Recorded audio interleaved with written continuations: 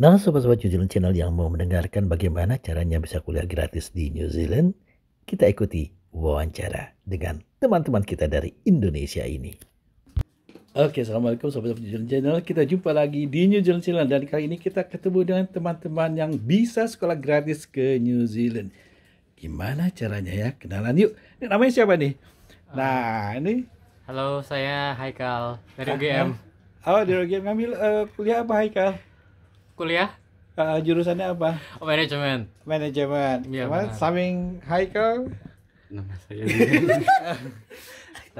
Nama saya Zidan, kuliah di Jakarta, ambil bisnis. Oke, siap. Yang di atas nih. Nama saya Ais dari Universitas Indonesia, belajarnya hubungan internasional. Oke, sip. Halo semuanya, nama saya Rifki, saya dari Universitas Gadjah Mada. Di sini saya mengambilnya di sosiologi jurusannya. Oke. Dan satu lagi. Halo, saya Dila. Saya dari UPI, Universitas Pendidikan Indonesia, dan jurusan saya sastra Inggris. Oke, Dila bisa cerita nggak gimana sampai ke New Zealand nih? Katanya nggak perlu bayar apa-apa.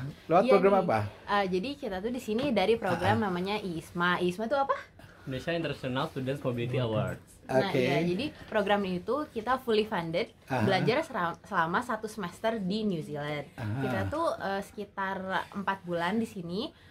Kami menempuh pendidikan di Victoria University of Wellington. Kami mengambil 4 course tiap anaknya. Oke, terus tadi lupa nama siapa? Dila. Oh, Dila. Dila di sini ngambil course apa? Aku mengambil satu media, terus Maori Culture, Artificial Intelligence, sama Oke. International Relations. Oke, nah jadi ini berlima ini semuanya programnya sama lewat ISMA ya? Iya. Oke, gimana boleh cerita dong gimana tahap-tahapan awalnya bisa ikut ISMA, masuk ISMA sampai ke New Zealand? Gimana Haikal? Kalau dari saya sih pertama-tama adalah yang paling penting itu research untuk tahu kebutuhan saya harus improve dalam bidang apa. Iya. Terus juga hal-hal seperti persiapan English Proficiency Test, motivation letter, dan juga research mengenai host university saya. Yaitu saya punya memilih di Jepang dan yang saya keterima itu di New Zealand gitu. Dan di sini ngambil apa? Saya mengambil seperti Dila ada media international relations, tapi saya juga memilih antropologi atau social and cultural diversity dan juga sosiologi. Oke, boleh nggak kasih clue Haikal apa yang membuat Haikal bisa kepilih di program ini? Bisa buat teman-teman yang akan datang nanti ikut kira-kira. Menurut saya yang penting adalah CV yang bagus karena that's your unique selling point. Tapi yang aku lihat dari banyak banget orang, mereka melewati hal seleksi administrasi tapi gagal di seleksi interview. Karena itu dalam seleksi interview itu benar-benar para interviewer ISMA benar-benar ngetes kamu hal-hal seperti Englishnya sampai mana, terus juga seberapa fit kamu dalam universitas tersebut. Disesuaikan dengan kecocokannya ya. Dicocokkan. Kalau Zidan, apa kira-kira yang membuat Zidan bisa lolos ISMA nih? Kira-kira selling point-nya apa Zidan, bisa di-share buat teman-teman? Kurang lebih sama Haikal. Gitu. Gak ada bedanya. Jadi lebih ke CV ya? Iya, tapi aku paling menitik beratkannya ke wawancara. Karena yang aku lihat tuh kalau teman-teman biasanya latihan wawancara itu mereka bawaannya tuh lebih ke bagaimana mereka mengimpress the interviewer. Tapi kalau menurut saya tuh wawancara itu menunjukkan kemampuan kalian bagaimana ntar kalian bisa menerapkan kemampuan bahasa Inggris kalian in real life.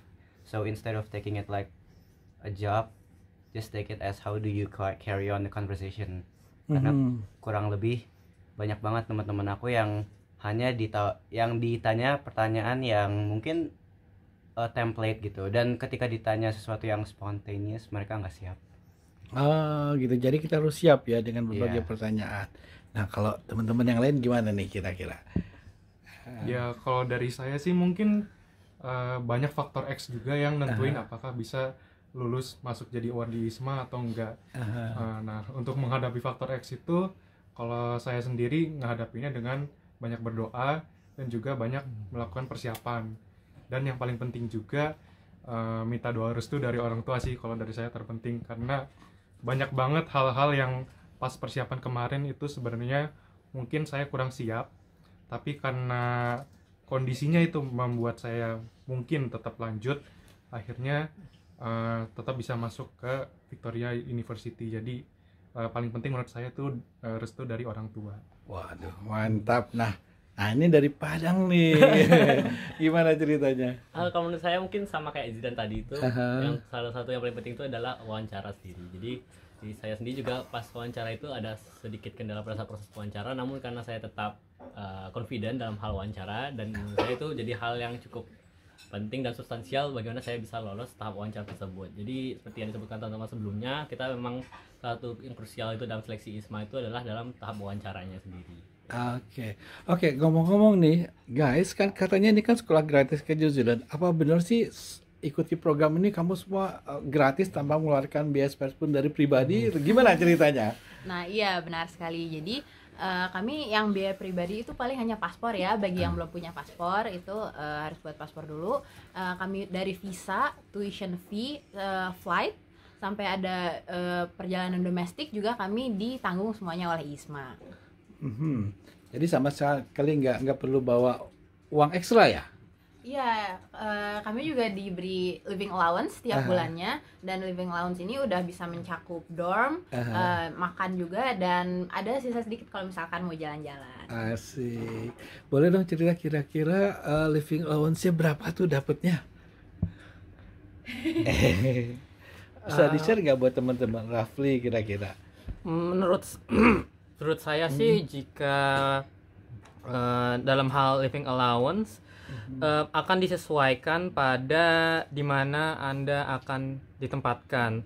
Dan saya lihatnya itu kira-kira kan kalau secara berapa itu tergantung di mana keterimanya. Dan pas saya ngelihat itu more or less rada-rada di atas comfortable-nya gitu.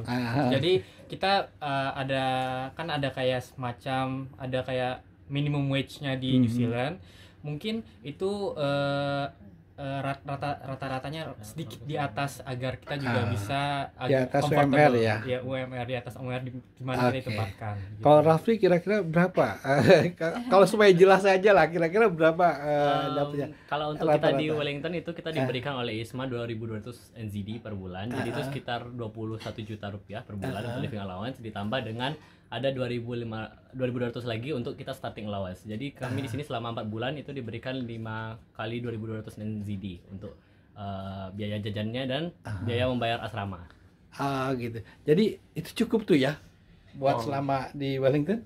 Cukup banget, soalnya karena kita juga dimasukin asramanya sama pihak kampus di asrama yang udah ada fasilitasnya yang lengkap, dari makanan 3 kali sehari itu diberikan, laundry itu juga diberikan, listrik, toilet dan sebagainya itu udah dibayar juga. Jadi kalau mau hemat banget itu bahkan seharian paling $0 keluar itu juga bisa. Paling kalau pengeluaran mingguan rutinnya mungkin beli deterjen untuk cuci, tapi kalau selainnya itu udah masuk ke kos untuk di dormnya tersebut. Oke deh. Dan sekarang pilih 2 atau 3 kata ya. Selesai program ISMA ini, gimana kesan-kesannya di Wellington? 2 atau 3 kata. Berangin dan cerah. Michael? Dingin dan nanjak. Waduh. Bikin kangen. Oke. Pengalaman baru. Oke. It's cold but enjoyable. Oke, dan terakhir, kira-kira pada mau balik lagi nggak nih ke New Zealand? Mau. Oke, 1, 2, 3, mau apa enggak? Mau. Oke, thank you ya guys. Thank you. Semoga informasi ini bermanfaat. Ikuti terus serba-serbi kerja, travel, dan wisata di New Zealand. Saya Agam Jaya, New Zealand Channel, melaporkan.